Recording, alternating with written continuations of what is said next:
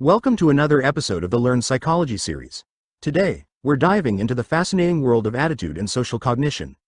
Understanding these concepts is crucial as they play a significant role in shaping our interactions and perceptions in society. Attitude-behavior relationship. We often expect that behavior will logically follow from attitudes. However, this is not always the case.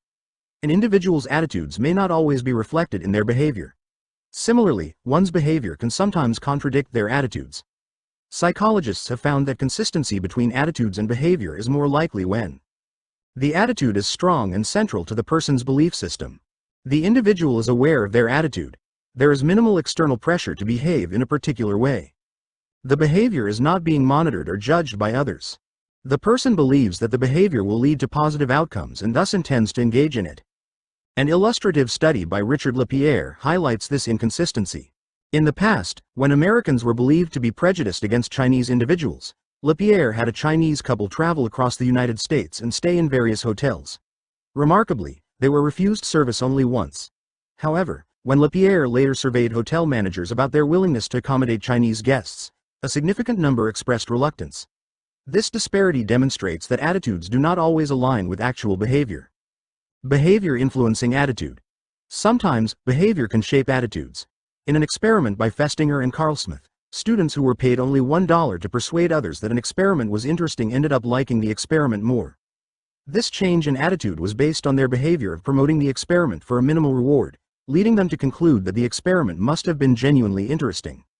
Prejudice and discrimination. Prejudices are negative attitudes toward particular groups, often based on stereotypes. A stereotype is a cluster of ideas about a group's characteristics, usually including undesirable traits. This cognitive component of prejudice is often coupled with emotional responses like dislike or hatred. Prejudice can manifest as discrimination, where individuals behave less favorably toward certain groups. Historical examples, such as the genocide perpetrated by the Nazis, show how prejudice can escalate into severe discrimination and violence. However, prejudice does not always result in discrimination, and vice versa. Society has seen many instances of both discriminatory behavior and prejudice, such as discrimination based on gender, religion, caste, or illness. While laws can address discriminatory actions, changing the cognitive and emotional aspects of prejudice is more challenging. Sources of prejudice. Understanding the origins of prejudice is essential for addressing it effectively. Here are some key sources. 1. Learning. Prejudices are not inherent but learned through various means. This includes association. Associating certain groups with negative or positive attributes based on experiences or exposure. Reward and punishment. Learning prejudiced attitudes through the reinforcement or discouragement of such beliefs. Observation. Observing others' prejudiced behaviors and adopting similar attitudes. Cultural norms. Growing up in environments where prejudiced views are normalized. Media. Consuming media that portrays certain groups in a biased or negative light. These learned prejudices can contribute to the development of a prejudiced personality, characterized by low adjustment capacity, anxiety, and hostility towards outgroups. 2. Social identity and in-group bias. Individuals who have a strong sense of belonging to their own group often develop a biased view of other groups.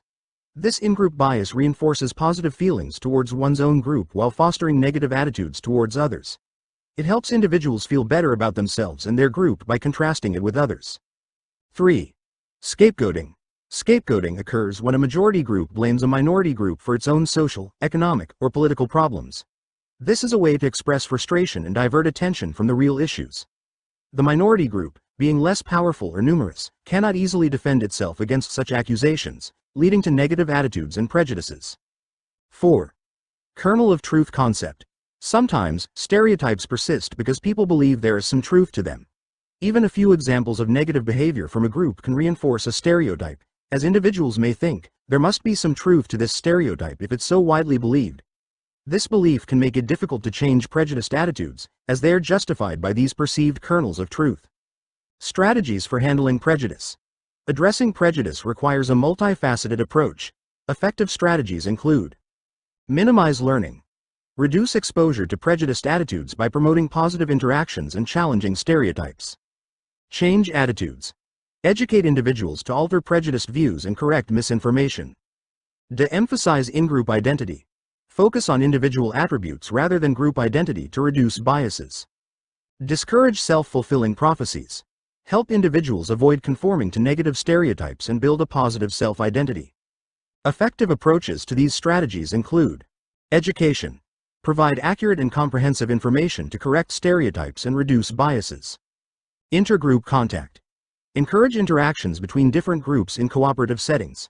This involves meeting in non-competitive, collaborative environments, allowing close interactions to build understanding and trust, ensuring that the groups have equal status and power in the interaction. Highlight individual identity. Emphasize personal qualities rather than group labels to foster fair evaluations of others. Hope you understood the topic and see you in the next one.